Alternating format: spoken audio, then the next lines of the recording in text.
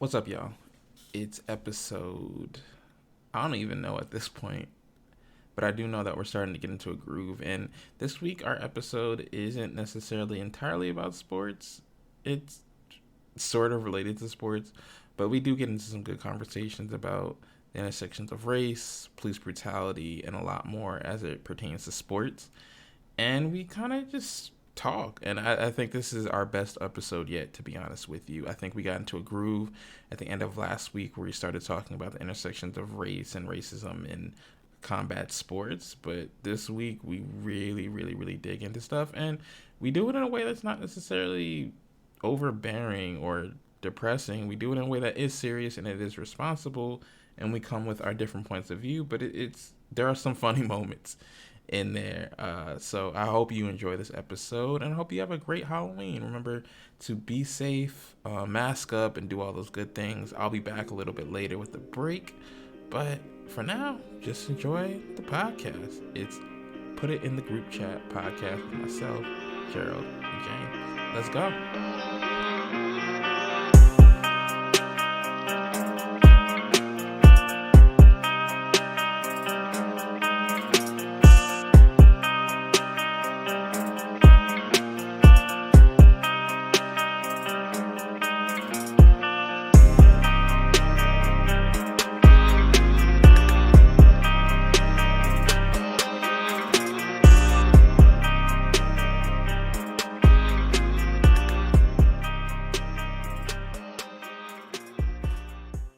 Welcome to the podcast. This is episode 3. It's Friday, October 30th. Um, my name is Ryan Shepard. I'm here with Gerald and James. We're switching things up a little bit this week. We're just gonna kind of just go with the conversation wherever it goes. But I do want to kick off with like a few things instead of doing sports stories that we may not touch. I just want to do world stories that we may not touch. Just because a lot of things are going on in the world. Obviously, Tuesday, November 3rd is the election. Is it election day? Is not the first day to vote, it's the last day to vote. That is an important distinction because I think a lot of people think that November 3rd is the first day that you can vote. It is, in fact, the last day that you can vote. Um, Outside of that, uh, other stories going on in the world today. We hit a new high with coronavirus cases, which is a sports story as well. But yesterday we had 90,000 confirmed COVID-19 cases. That is the most that we've had since the pandemic kicked off in March. And outside of that, another story just to keep in mind is just with the Breonna Taylor shooting, the case is not done. It's still things are unfolding. One thing that has happened is that one of the officers involved has sued Breonna Taylor's boyfriend for emotional distress, assault, and battery.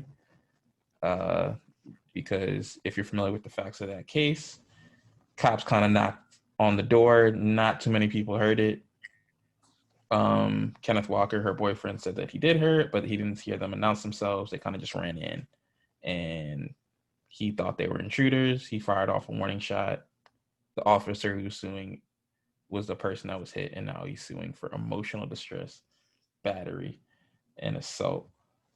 But as it relates to sports and COVID, Los Angeles Dodgers won their first World Series since 1988. And I don't want to say the win was overshadowed, but there was accompanied, I guess is the better way to put it, by some news of their third baseman, and I guess who they've deemed as their emotional kind of clubhouse leader, Justin Turner, tested positive. He had a false positive in the second inning. They learned of that, and then they retested the results, and they had a confirmed positive in the eighth inning. He was pulled off the field. He then somehow eluded security and made his way back onto the field and was on the field with the team when they took the pictures and the trophy and all of that. And the thing I was kind of thinking is just like how many different ways did they fuck this up.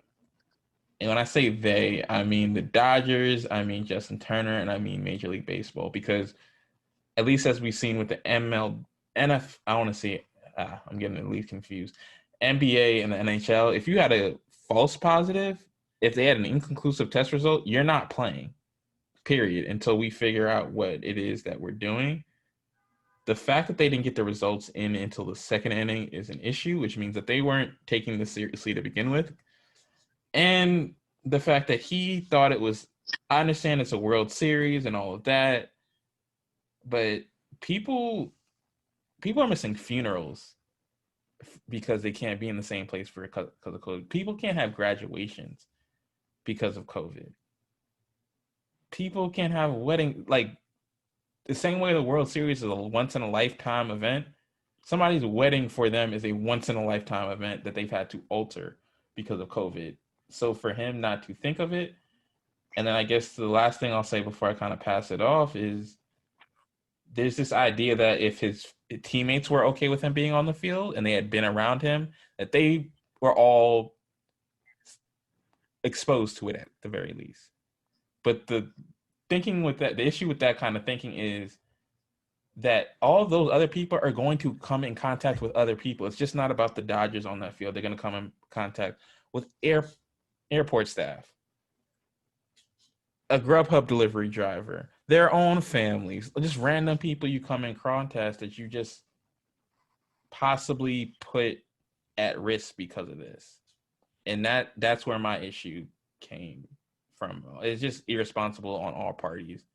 And I'm not sure if suspension is the right way to handle this, what you have to do, because he is a free agent. He's not technically on the team anymore, and he's 35. So this may be the end of the road for him. But I don't know what you have to do to get the message across that, because COVID is going to be here by the time we get to the next Major League Baseball season. So, like, how do you get this across in a way that is effective, not just like to make noise, but really be effective in doing it? Man, I mean, look, they handled that situation terribly. But honestly, is anyone really surprised? Like, the MLB has been messing up COVID since they reopened. Like, this is what they've been doing. Crazy thing is, I've heard people defending him, talking about like, oh, well, it's a once in a lifetime moment. Yeah, this is a once in a lifetime ailment too. So like we should be taking this completely with disregard. I have no idea how he got past security. I have no idea why he was on the field at the end of the game. Are they going to punish him? They should. Maybe they're probably just going to fine him, which is probably the only thing they're going to do at the end of the day. And they'll pass it off as, oh, well, it was a spur of the moment thing. But if, he was somebody else, they would probably crucify him. The MLB should be doing more. But with the MLB, they're going to give him a slap on the wrist, and they're going to act like it never happened in like a year's time. I just think the MLB views this as a success, so I don't know necessarily how they're going to handle that. I think the nastier part is, like, he's saying on TV kissing his wife. I mean, not against people kissing their wives, but, that's kind of... She probably ought to too. Yeah, that's probably not the message we should be sending, that, you go around kissing people during a pandemic, but it's just, I mean, Justin Turner, just, COVID-19 is, I guess that was just a fitting ending, really, to how, how the MLB season went. So, I mean, I wonder, does Major League Baseball really think this is a success? Or I think they do, just because, they didn't lose as much money as they could have lost. But, I don't necessarily know, like, whose fault it is with the COVID-19 thing with Justin Turner, just because, like, I understand he had a positive, but, like, he should have had a positive. Like, he shouldn't have been playing. And then, like, the weird part about him quarantining for like 6 outs and then getting back out there. It's like at that point, it's like, what do you do? Like there's more to think about than like a trophy celebration at that point. I just think in a way it's almost disrespectful to your fans in a sense, because like all of your fans have not been able to be at games because of this virus. All of like, and just going beyond that, like there's a ton of staff, like people, those vendors that have to be there, the working, like the people that make that stadium run can't be there because of COVID. So like I get it. Like I don't want to say I get it because I've never played professional baseball. I've never won a World Series. Like I never won youth shit. So I can't even like talk about like winning stuff of that magnitude. But I know what it's like to have something that's once in a lifetime.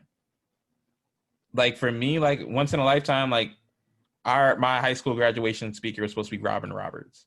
I was so excited.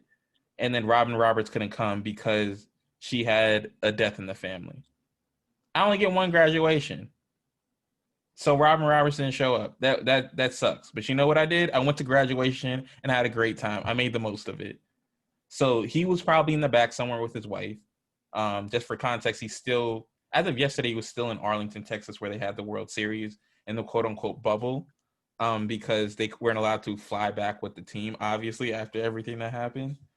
But it just goes to show, like, people are just selfish, and like that's a wider issue with this virus. Like, people are not thinking of others, because the stuff that we think we need to do, we don't really have to do. Yes, we need social interaction. Yes, we need to be outside because it's great for your mental health and your overall health just in general. But you don't have to do everything. And when you have the virus, it really is 2 weeks. Now, the after effects that may come with the virus, that's another thing. That's an completely entirely different discussion. But in terms of just getting the virus out of your body so that you're not contagious to others, you got to do, like, Cam Newton was out here running around when he had the virus. Why? Because he's got, like, 4 or 5 kids he's got to look after. He's got a family. He's got teammates he's responsible for. Like, you just can't be out here acting a fool. And that's essentially what he's acting a fool. And I blame more so Major League Baseball than I do the security, because the security, I shouldn't have to decide between my health and me getting COVID and this dude acting a damn fool who's 35. Like, you're almost 40.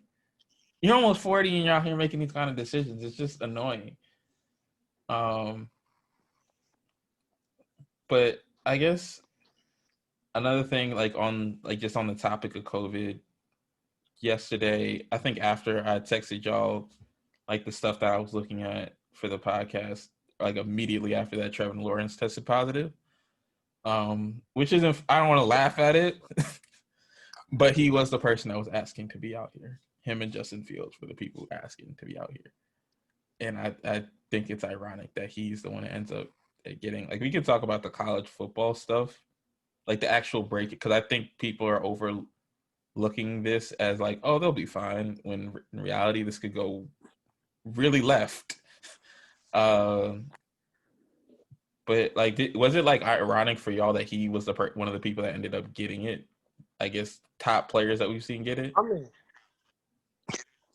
sort of. I don't know. I think I didn't really think about it in terms of the irony. I just thought about it as terms of like, because at the end of the day, like him being like really young and our age, and it's like,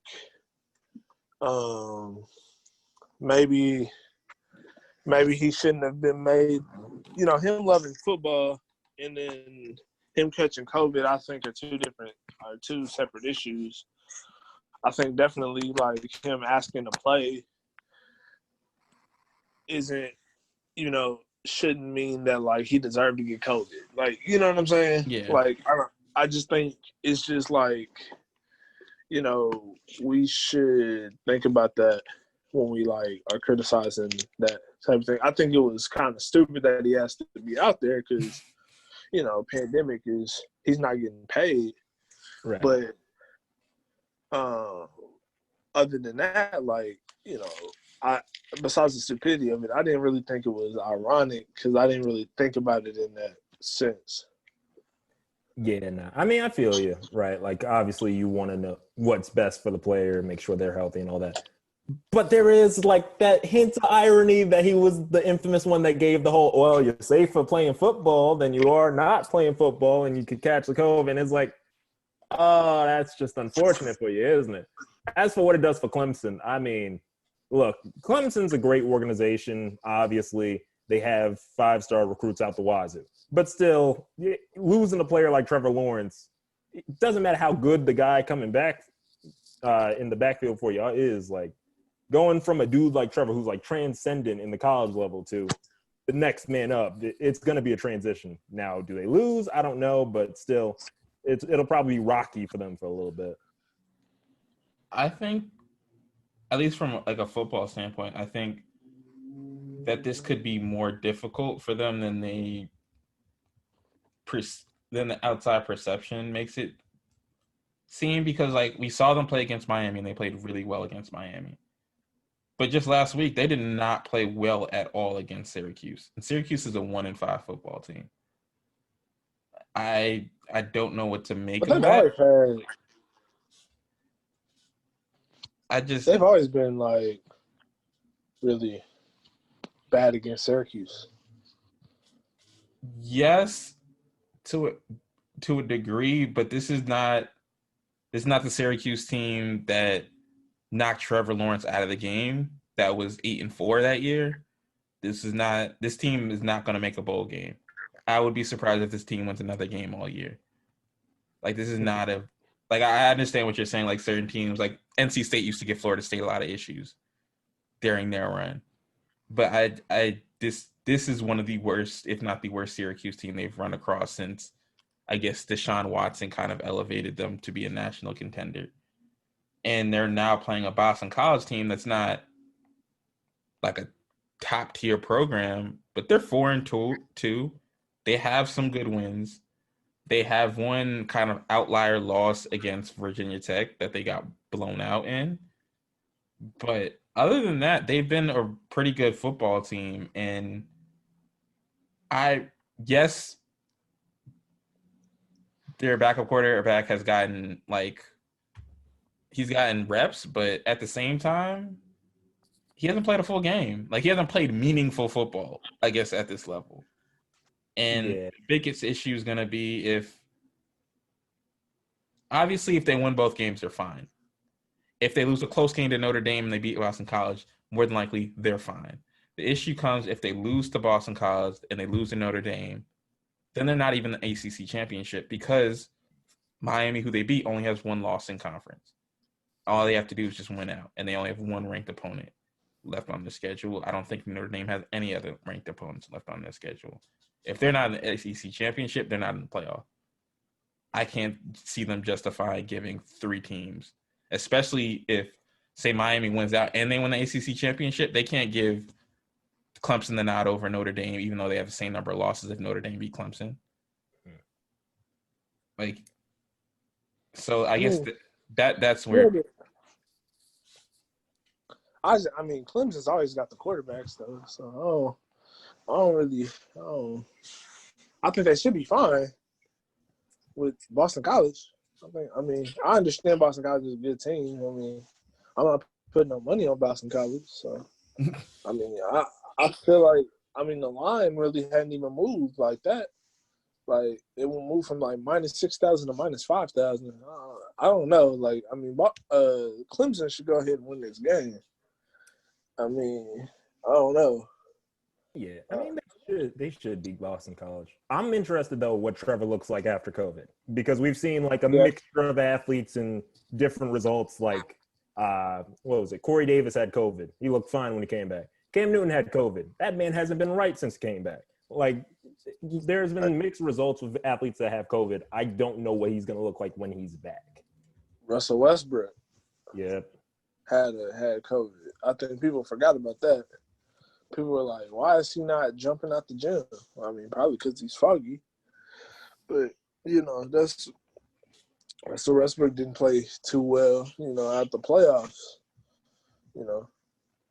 With without COVID. Like obviously, like we've had like bad Westbrook series before, but it wasn't even like that. Like that, it didn't seem like Russell Westbrook really had the energy at all, too. So that's another example of that. I'm curious about that too. The whole end to the season is going to be messy because we see what's happening in the Big Ten, where they're just basically throwing all caution to the wind in terms of Wisconsin. Nebraska's out here acting a complete and utter fool. I'm not sure if y'all heard what the athletic director said because they tried to, when Wisconsin had to cancel the game, Nebraska tried to go out here and play not FBS Chattanooga, but FCS Chattanooga. And they said that they need to get more data points for their CFP resume. They're not even sniffing the college football playoff. I don't even know if they beat Chattanooga. That probably is an exaggeration, but I think y'all get what I'm saying. Like that's they're a mess. And then they're also trying to play 37 bowl games. Like all 37. I don't even know what it takes to be bowl eligible at this point. Like you just got to win a game, 2 games. Like I don't even know what this is at this point. But the last before we take no, you can go. I was just saying there's no eligibility this year, so. Oh God. Yeah. Oh, they just throwing everybody. Everybody getting in there. There's no eligibility this year. No. But the last story I want to touch on, I guess with college football, before we take a quick break, is it's a smaller story, but there's 3 Miami, Ohio football players were suspended for getting into a fight at a frat house. Now, they're not the first trio of college football students. 3 of them were freshmen that were involved. So obviously, I'm not saying I got into a fight when I was a freshman and got arrested, but I'm saying I could see how it could happen. But the thing I did take away from this is like we've heard so much from colleges about how this is the safest place for them to be. They've got everything under control. They're watching these kids. And obviously you can't be around an 18, 19, 20-year-old. Like these coaches go home, they have their own lives, and they have to trust these kids to make responsible decisions. But this is just one of a list of things that could go wrong. Like, what if these kids test positive for COVID after getting into a fight?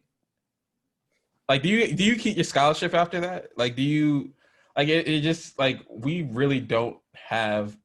It's college, and I think college coaches have tried to lie to people, the American public, about like even if you haven't been to college, you know what college is like generally, and you know that you're allowed to run out here and do whatever you want.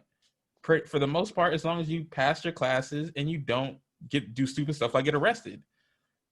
So like, how can you really prevent kids from getting COVID when you have no like structure in place to really stop them? And I'm not even sure you should have structure in place to stop a college kid because that's the whole point of college. Like for Trevor Lawrence, he's quarantining in his house because he doesn't live with any football players. He's completely on his own. He's doing his own thing. All these college kids are out here doing their own thing. I guess that just came to my mind when I read this story. Not necessarily the fight, because I have no idea what the fight is about. It may have just been somebody threw a punch and then they just cleared out, and then somebody called. I want to know who called the cops. Yeah, that's the story of today, isn't it? Don't nobody want to be seen calling the police. Gotta find that snitch, man. Calling the police, like that do with the NASCAR. Yeah, I guess that's nobody. Nah, my bad. You trying to take a break, but I'm just saying that was a good segue. Then nobody want to be calling the police. It's real out here. People don't everybody want to call the police. Don't nobody want to be seen calling the police though. So, I hear you. We can talk about the police want that. next. I also want to ask you about that Kansas City board meeting. Man, you gotta play that. You gotta play that for the folks at home. Yeah. All right. You gotta play that for the folks at home. Yeah, what's good? Before we get into our next segment, I do want to take a moment to shout out a Black-owned business, as we do pretty much every segment or every break here on the Put It in the Group Chat podcast. And this week, I want to show out a Black-owned business that has shown me love, has given me opportunities for the last few years, and that is Def Pen Media. Def Pen Media is a Black-owned entertainment and news site. You can get everything from your news on Capitol Hill to your news in Hollywood. You can learn about Donald Trump's latest policy decisions or lack thereof, or learn about the single that Nicki Minaj just dropped. We pretty much got everything, and I say we because I've been the culture editor there for about a year and a half now, and I've loved it, and I love the work that I'm able to do, not just working with the people that I work with, but being able to service Black readers and Black audiences around the globe. So make sure that you go and visit defpen.com. That's DEFPEN.com, defpen.com. Go check it out, and check out the second segment or the next segment, whatever you want to call it, of the Put It in the Group Chat podcast. We got a lot more for you.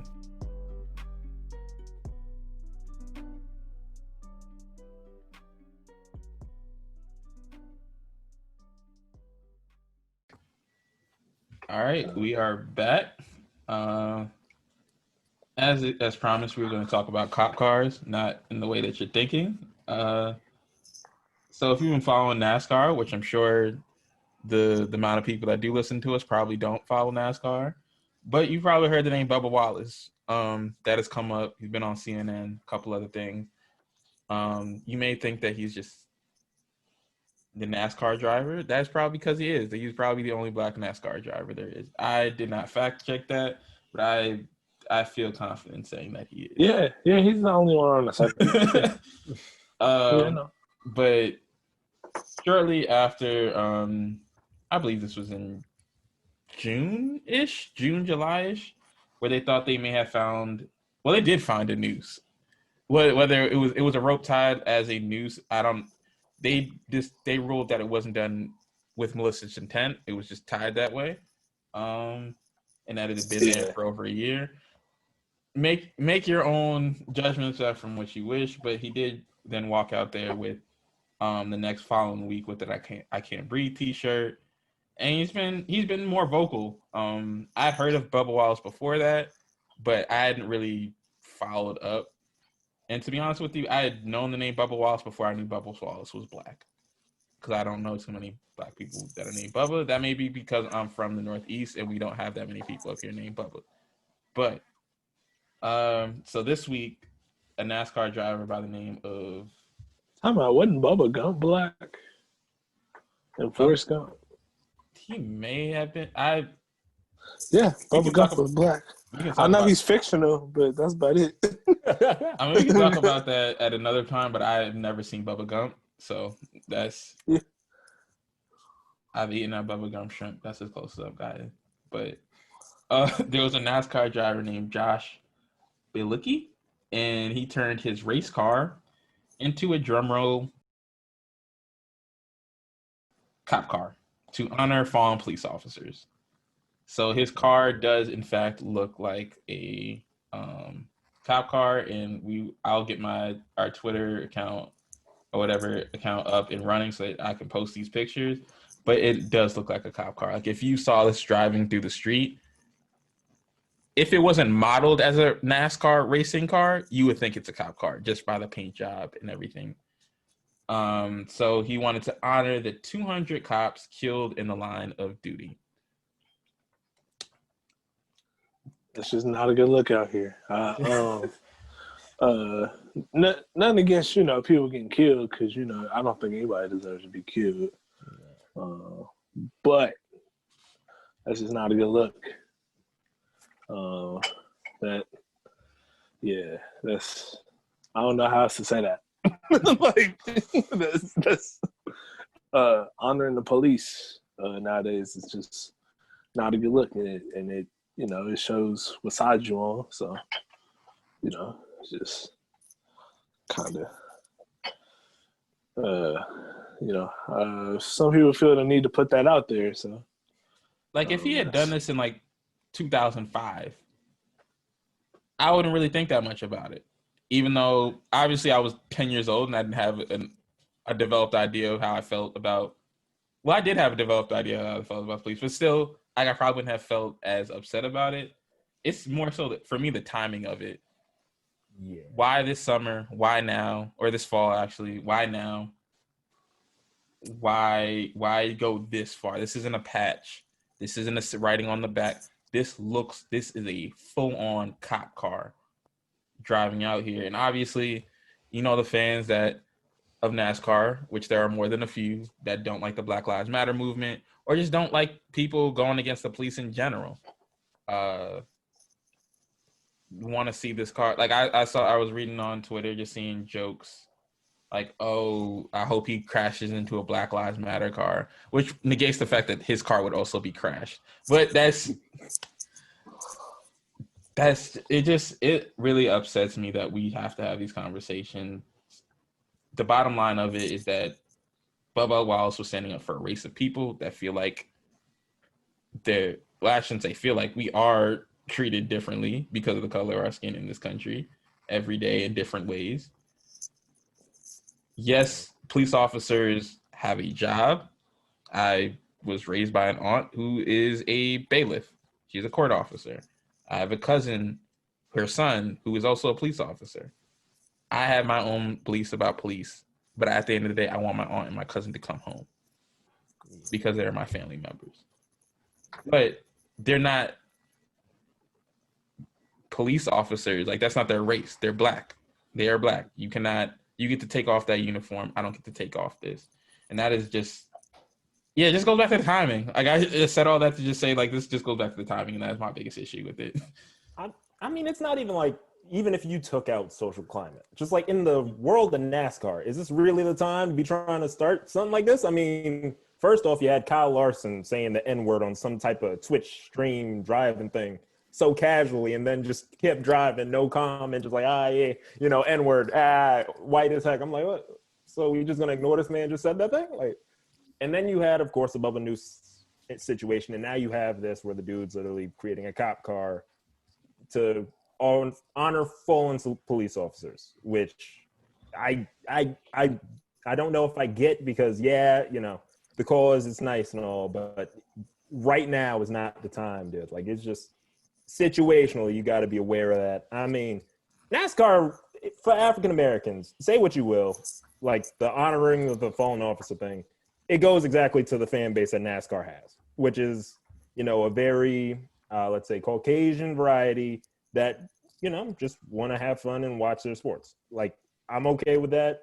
We know what it is. That's exactly what they go by. Like, I mean, my mom only knew like 2 race car drivers. That was Bubba because he was black, and Danica Patrick because of one race she won was a bunch of people crashing into each other, so she won by default. So like, so I'm like, I mean, African Americans aren't like gigantically into NASCAR. There are some, but it's not like my majority like a basketball or like a baseball. So he was pandering to the crowd that watches him. So all right, I guess. I mean, yeah. The only thing I have to say is, if your response to Black Lives Matter is Blue Lives Matter, then like, what does that say about like what Blue Lives represent? Right. Obviously, we want to believe that, or America as a whole wants to believe that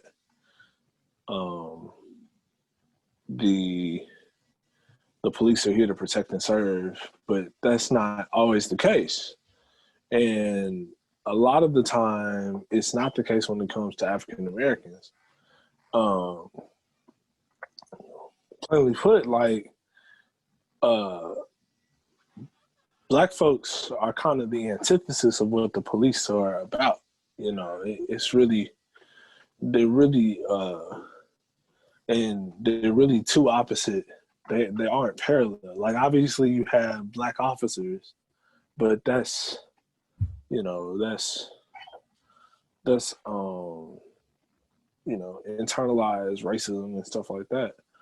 Deeper theory issues we could go into, but the response to Black Lives Matter being Blue Lives Matter, and this has been over and over again for guys like, obviously this driver here, and, like we talked about the other week, what's his name? The UFC fighter. Oh, yeah, the one that Kobe Covington. Kobe Covington, those responses have been outcries to Black Lives Matter. So it shows that one, the thought of Black Lives Matter being, anti-police isn't true, but more so police are anti-black, so it more so shows that than it shows that, Black Lives Matter are anti-police. So it's just not a good look, when you repping for the police while the police are doing things to Americans, like not even just Black Americans. There have been plenty of instances of police brutality with white Americans, because you hear people like Trump say, well, white Americans get killed too. Well, yeah, that's still police brutality. So, a lot of police, we live in a police state, and a lot of that stuff transcends race. Obviously, a lot of the time, Black people get the brunt of that, but obviously that transcends race sometimes. Just there being a blue line, and repping police is really not what's it right now, especially as we see growing cases of police brutality. Yeah, I think also going back to what Gerald brought up, I also think it's bad timing, considering that this is happening the same week that Kyle Larson was reinstated into NASCAR and just signed a new contract after he got suspended for saying the N-word. Like this is happening the same week that we see what's happening. Like even like down the 3 blocks away from me on Georgia Avenue, a guy a couple of days ago he died in the hospital. Last Friday, a week ago from today, he was on a moped, those rental like moped, whatever you can get on the side of the street. He was riding on the side of the street, and for a variety of reasons, police are not allowed to chase you in DC because the traffic is just too heavy. It causes more danger than it helps. They tried to pull him over for driving on the sidewalk, which you're not supposed to do technically, but there's no bike lanes. There's a whole lot of reasons that someone who rides electric scooters, there's a whole lot of reasons why you ride on the sidewalk, just to be safe and don't get hit by a car. They decide to chase him. He goes into an alley to get away from the police. They're not supposed to chase him. They continue to chase him, exit the alley. As they're chasing him, he hits a car, flips over, gets into a crash. 3 days later, he dies in the hospital. And they've been protesting like 3 blocks away from my house. And then y'all see what's happening in Philadelphia. Like everything that's happening. And the only response is to it feels like it's always just to quiet Black people when they're trying to speak. This car feels like you're trying to quiet Black people when we're saying what we have to say. And like the whole thing could be said about what Walmart's doing, not to get too off topic, but like they decided to remove guns and ammunition from all Walmart stores after the Walmart got robbed. So it was okay all these other days when Black folk was getting killed.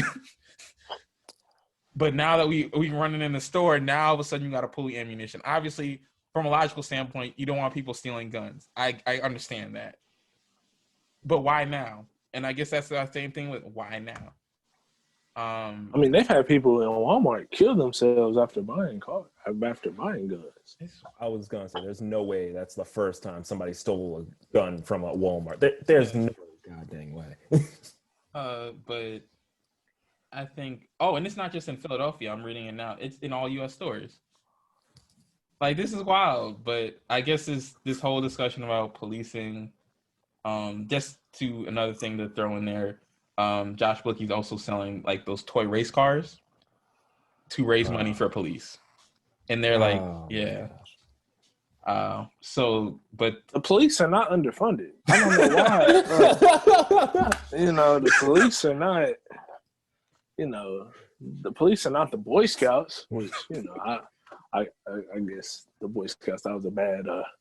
That's a bad organization. I guess you say it. I guess you say. But they, it's not your local baseball team. Yeah, they not the little basketball Little team league. outside selling like candy and stuff so they can go and play travel tournaments. They get more than enough money. I don't know. These police departments are getting more than enough money. I don't think people know how large police budgets are. Like, I don't think people like this year. The NYPD budget was cut by $1 billion. The fact that you can cut a budget by $1 billion, like, I don't think people like police budgets in some of these major cities is insane. One thing I also did want to touch it on because it's been on Twitter a lot, and it's adjacent to a sports story. It's a sports story considering everything that's going on. There was a young woman by the name of KJ Brooks. She went to a Kansas City Police Commission meeting, and she has some things to say. I'm not sure. I know James has heard it. Gerald, have you heard it? I have not. Okay, so I'm gonna play it as loud as I can from a computer. And I don't seek to be respectable. I'm not asking y'all, I'm not nice, and I don't seek to be respectable.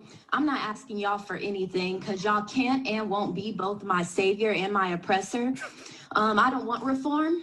I want to turn this building into luxury, low-cost housing. These will make some really nice apartments to me. Firstly, stop using Black children as photo opportunities because they're cute now, but in 10 years, they're Black male suspect in red shirts and khaki shorts. Eating cookies and drinking milk with children does not absolve you of your complicity in their oppression and denigration, Rick Smith. Because Kansas City will spend more on police than education and then try to encourage children to feast with their oppressors. Y'all are really weird. It's asinine to be called radical or homegrown terrorists for not wanting government employees to kill citizens in any instance. So I'm not here begging anything of soulless white folks and self-preserving Black folks. You get one life, and you all in this room have chosen profits over people, and that's pathetic. So I'm going to spend the next 2 minutes reading y'all for a filth, something I'm sure nobody has ever done. Nathan, the gentleman in the vomit-colored men's warehouse suit in desperate need of Bosley and a haircut, a former FBI agent who exudes white privilege and is the epitome of mediocrity, and who loves Trump so much that he hired his former attorney general at his firm. And it's so sweet because he spent most of this meeting looking away with his head in his hands. Or Mark, Pastor Mark of Victorious Life Church on 34th and Paseo, where the mission is to provide a place and opportunity to worship Jesus Christ and preach a message of hope and faith through God's holy word in the building. Meanwhile, he's subjecting Black people to terrorism and un-Christ-like behavior at the hands of KCPD outside the building. And Kathy, Miss, I'll get here before the other commission members, so I look as if I have empathy and I'm excited to hear what they have to say. Meanwhile, I didn't have anything else to do at 8 o'clock in the morning but be rich and white and retired, so I'm here early. Or Don, owner of Wagner Investments, Blue Notes LLC. So that's a clip. This did go on for a minute. I'm not sure if you heard in the background, like her alarm went off, so I think she knew she had a certain amount of time.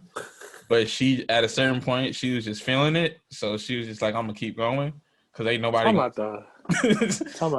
out. How you in need of Bosley and a haircut? Hold on. Like I'm with the sister, but dang, how you need both, you know? So the last person that got cut off, I believe, is Don. He is owner of Don Investments. I believe that is the man who owns a portion. I'm not sure how significant of the Kansas City Royals. So it is somewhat of a sports story, but it really don't have to be a sports story. I just obviously it's hilarious because she was prepared. Um, Oh yeah. but there's also something to be said. I think that the way that we address people, going back to sports, I don't want to say like athletes have been too respectful because you can only say what you feel, and obviously she felt that, so she said it. But I do think there is something to players like Jaylen Brown, or to an extent Malcolm Brogdon, just speaking freely, in the sense that they don't feel like, yeah, I work for you, but if what I'm saying offends you so much that you're gonna take away my job, then I probably don't want to work here. And I think that is something that could be said. Like Bubba Wallace, going back to him, like very well spoken person, thoughtful, but to an extent, like it feels like he's trying to be appealing or make other people feel comfortable while he's also.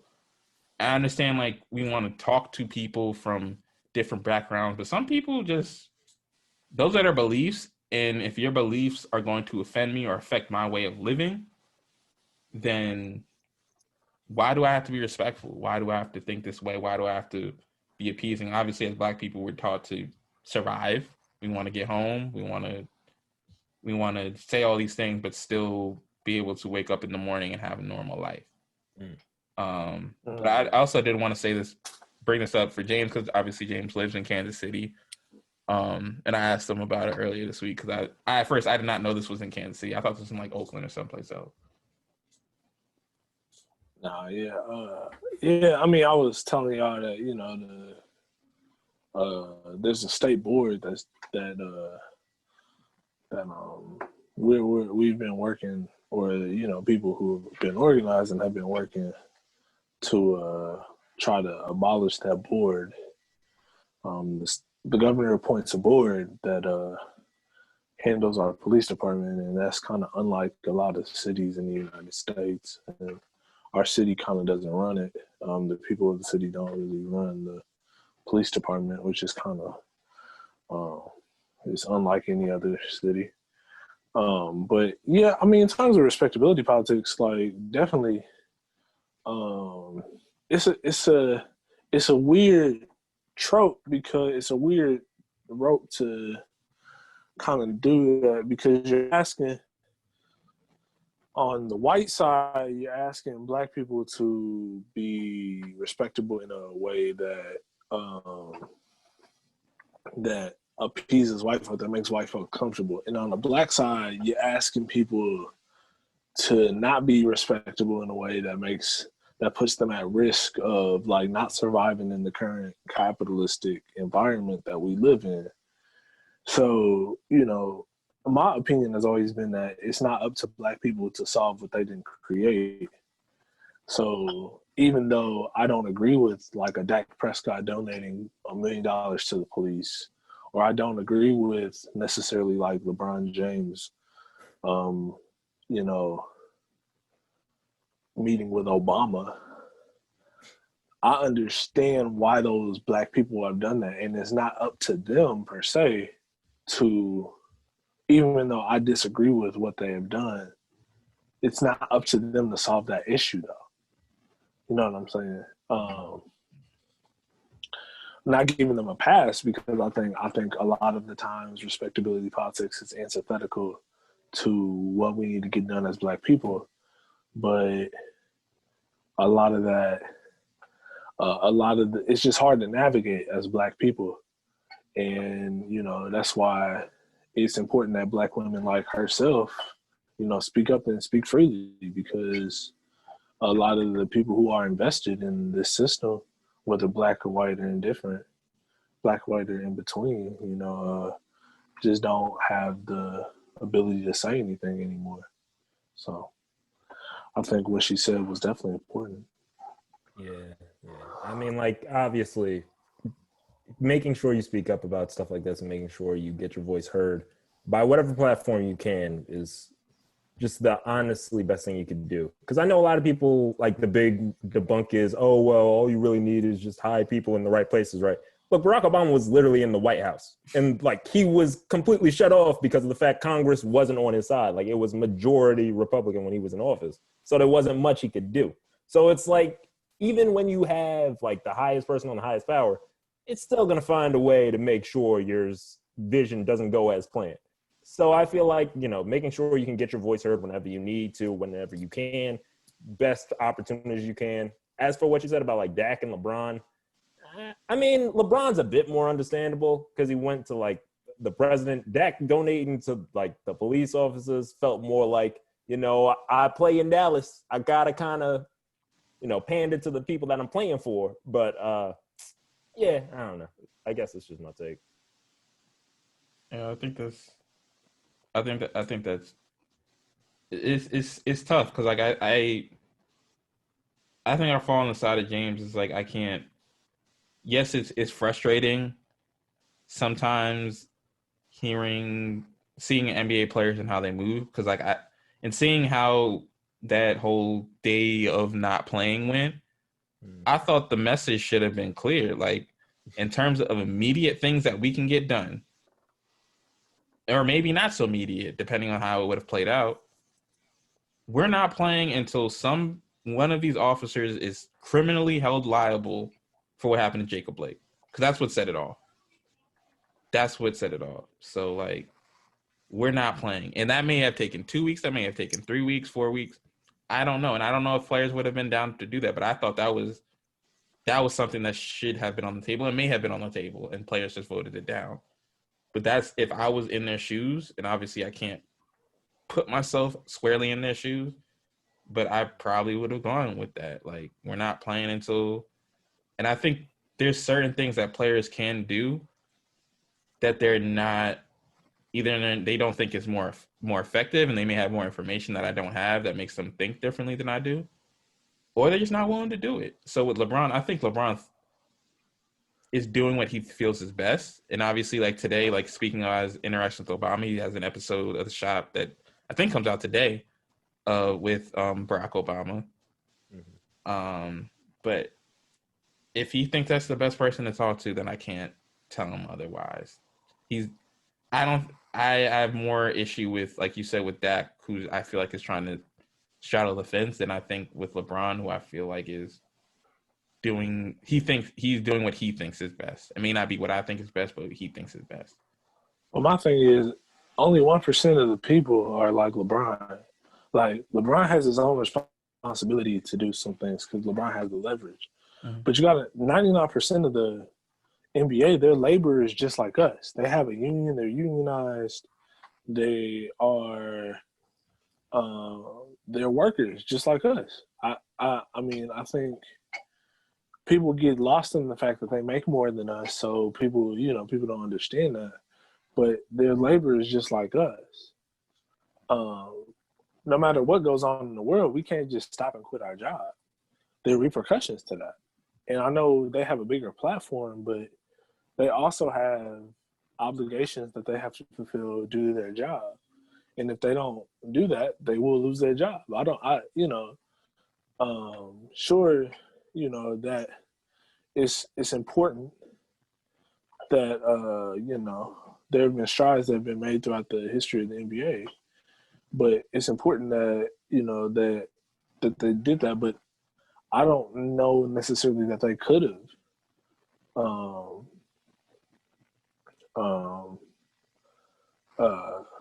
They could have stopped playing for 2 or 3 weeks. I don't know. And I don't necessarily know that due to the demographic of the NBA, I don't know if elected officials would listen to them. I think I don't think it's up to Black people to give up their hopes, their dreams, because white people want to kill us. You know what I'm saying? Yeah. Yeah, I feel I don't think that's. I mean, obviously, fair is a 4-letter word, but it's definitely not. It's not. You know, I don't think it's counterproductive, but I just don't think it's really fair. I guess I can't really think of a better term. yeah. But that's really all I got to say about that. No, I mean I agree with you like wholeheartedly because like the whole shutdown thing, there were so many angles to that because like you have players who are playing for a contract like Jason Tatum has an extension coming up. Bam Adebayo is another person that had one. Donovan Mitchell, I don't know what Utah is doing with him because the whole COVID situation and everything. Like there's just a lot riding on the line, and that's not even getting into like the lower players, like some of the rookies like Taco Fall, Tremont Waters, Bobo, who were in the bubble. On top of it, like lower caliber guys who are going to be on free agencies, the Rondos, the Trey Burks, stuff like that. Like there was a lot that went into it that I think a lot of people just were like, oh well, if you're LeBron, James Harden, Kawhi Leonard, just shut it down. But it's like that's not who only is in the league. There's just so many players in the league with so many different motives and so many different things riding on the season. And they lost money regardless. So, Right. So it was legit. Like, I mean, they were going to get a negative. I guess their thing was like, let's at least get the highest negative we can. So there was so much in that season that I don't know if you could have shut it down like once it was started. Now, if you wanted to make the argument that Kyrie was right and it should have never began, that's another story for another day. But like, if we're just talking about like mid-season, it's hard to make the argument that just close it all down because there was so much that everybody was playing for. I don't know if you could have done it at that point. Yeah, I think that kind of wraps it up. We got a couple minutes left, but I just wanted to end with this, just like run through some of I guess the bigger events of this week. So there's a couple things happening on Saturday. Ohio State is playing Penn State. Ohio State is third in the country. Penn State, obviously, they lost to Indiana last week. Who do you guys have in this game? And I guess is this a competitive game? Yeah, I think it should be. I mean, the Big Ten just playing football is a dicey proposition every week. But since it's supposed to be going on, I think, I think Ohio State should win, but I think it should be a close game. I mean, Indiana won last week, but that was an upset, so I don't think that's an indicative of the rest of Penn State's season. Yeah. Honestly, it should be competitive. Most Big Ten usually is known for having some real good games. Ohio State should win. I don't know if I can confirm that because honestly, this is just a really weird season from start to beginning. I don't know who's going to go out by then, but still, Ohio State should be fine. That game is Saturday on Halloween at Penn State. Ohio State is a 12-point favorite. On Sunday night, we have the Cowboys and the Eagles. My question isn't so much who's going to win, but more so, does the winner of this game is the winner of this division playing in this game? Yeah, I think Philly's gonna wrap that up. I say no because Philly is just injury prone. At this point, we're just wondering when Wentz is going to get hurt because as I don't want it to happen. Obviously, you never wish injury on somebody. But with Wentz, it's kind of like Derrick Rose where it's like, yeah, but we know it's happening sometime, right? Personally, I think Washington will find a way to fluff into this division winner spot.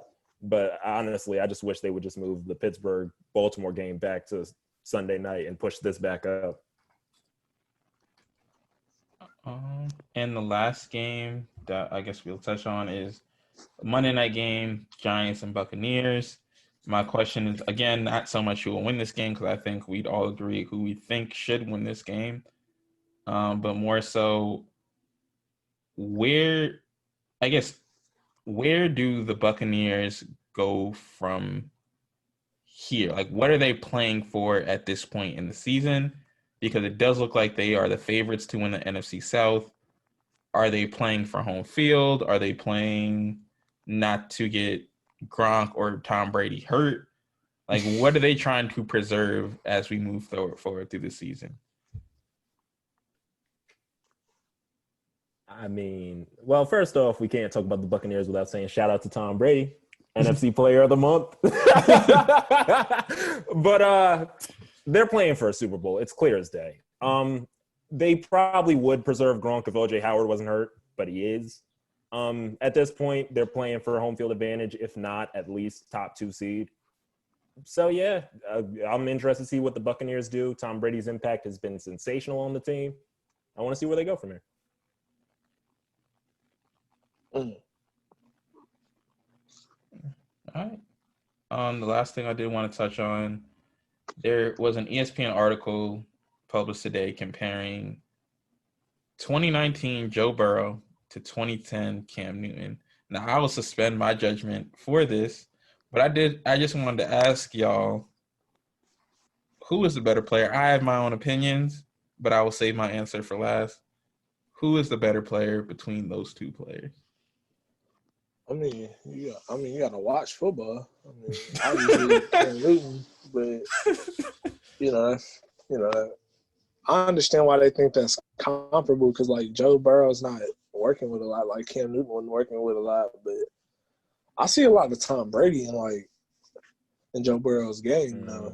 Like he can manipulate the pocket a little bit well, and I don't. He's a little bit more mobile, but he's not that mobile.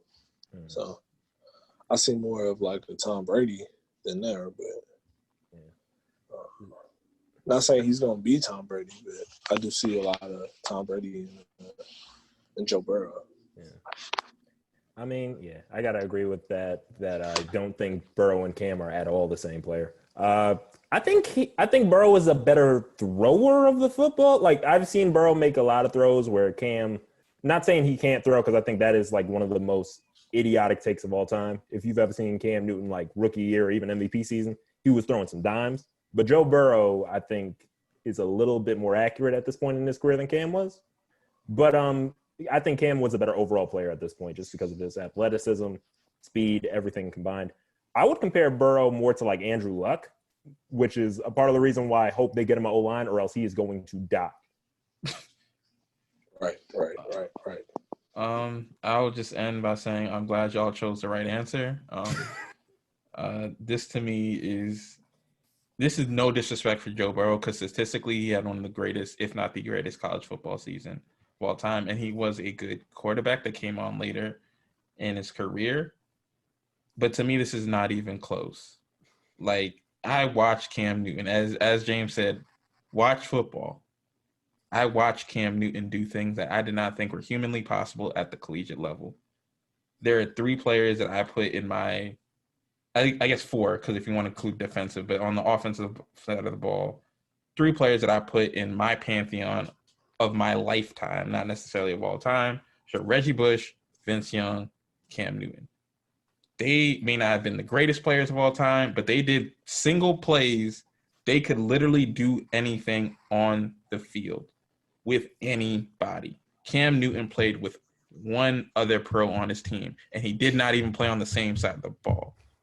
And they won a national championship against an Oregon team that is severely underrated. And when we think about college football, that is a very good Oregon team that they beat. Joe Burrow played with a ton of future NFL stars on offense, and they were on defense as well. To me, this is not even close. If you want to put it statistically, I'm sure it's closer than I'm making it sound. But when I watch them play, it's not close. And with that, I will finish up. This has been episode 3 of the Put in the Group Chat podcast. I usually end here with a joke, but I do want to end with some good news. I just read that the Dave Chappelle show is coming to Netflix on November 1st, and that makes me very, very happy. Wait, it was you talking about like his old show? Yeah, his old show. Hey, They're putting it on Netflix. Man, dang! I paid for CBS All Access for nothing. Because that's the only reason I got that service is because Chappelle show. I ain't complaining. I get to see that racial draft again on Netflix. I'm in. I'm dead. That's hilarious. But that's the end of the episode. I will say that if you still believe in the Falcons, I won't pray for you. I won't pray for you because you need to know better.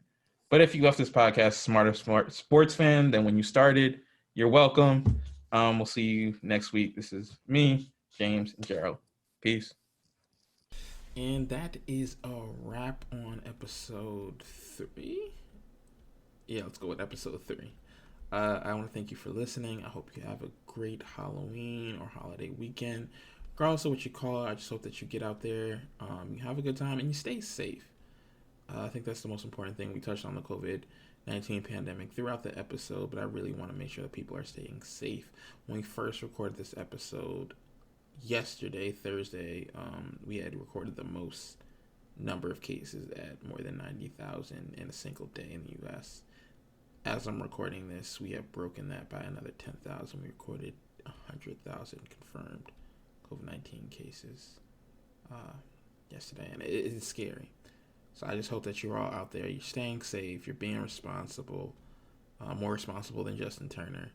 And adding on to that, I just hope you come back next week. I hope this episode brought some kind of positivity to your day. And if it did, that's what we're here for at the end of the day. So have a great weekend, and I hope to catch you back next Saturday. Peace. 5 injections without any effect at all. I refuse to give up now. We'll try radiation. I don't understand. I don't understand.